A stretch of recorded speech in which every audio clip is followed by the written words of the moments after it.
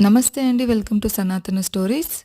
ఈరోజు నారాయణ నామ మహత్యం గురించి తెలుసుకోబోతున్నాం.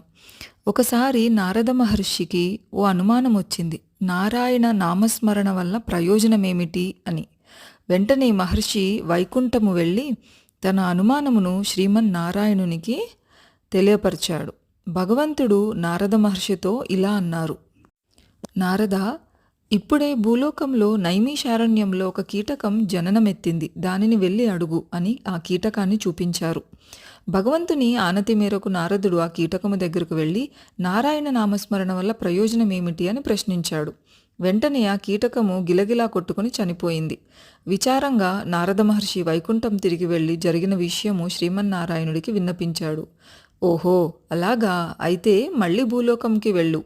కశ్యపుని ఆశ్రమములోనున్న కపిల గోవికి జన్మించిన వత్సము అంటే ఆవుదూడను అడుగు అని ఆనతిస్తాడు. నారద మహర్షి కశ్యపుని ఆశ్రమంలోనున్న ఆవుదూడ వద్దకు వెళ్ళి అదే ప్రశ్న వేస్తాడు.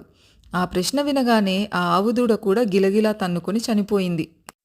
నారద మహర్షి ఆశ్చర్యపడ్డాడు. విషయాన్ని శ్రీమన్నారాయణుడికి తెలియపరిచాడు. శ్రీమన్నారాయణుడు, నారద, ఇప్పుడే కాశీరాజుకు ఒక కుమారుడు జన్మించాడు. ఆ శిశువుని వెళ్ళి నీ ప్రశ్న వెయ్యి అని చెబుతాడు. అప్పుడు నారద మహర్షి, ప్రభు, నా వలన ఒక కీటకము ఆవుదూడ చనిపోయినవి. ఇప్పుడు శిశుహత్య పాతకము కూడా నా మెడకు చుట్టుకునేలా ఉంది అని శ్రీమన్నారాయణునితో వాపోతాడు. దానికి శ్రీమన్నారాయణుడు, నారద, నీకు ఏ హత్యాపాతకము తగలదు.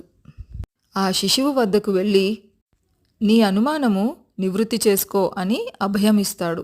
శ్రీమన్నారాయణుని ఆజ్ఞ మేరకు నారద మహర్షి ఆ కాశీరాజుకు జన్మించిన శిశువు దగ్గరకు వెళ్ళి తన సందేహము తీర్చమని అడుగుతాడు.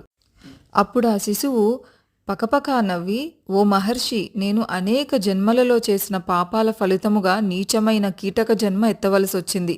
ఆ జన్మలో నీవు వచ్చి నారాయణ అనే నామము నా చెవిలో పడవేశావు.